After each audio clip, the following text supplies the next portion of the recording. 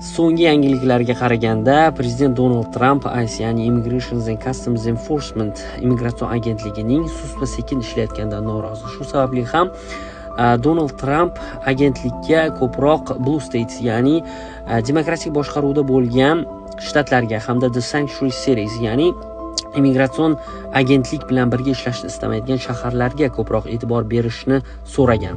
Undan tashqari, agentlik yangi xodimlar ishga olish uchun kampaniya boshlagan va bu kampaniya doirasida ishga kirish talablari soddalashtirilgan hamda rag'batlar oshirilgan. Bu rag'batlar qatoriga birinchi 3 yillik uchun $50,000 bonuslar, talabalik qarzlaridan voz kechish imkoniyati, yosh chegarasi olib tashlanishi hamda 150 kungacha trening o'tish o'rniga bu trening kunlari 47 kungacha tushirilgan.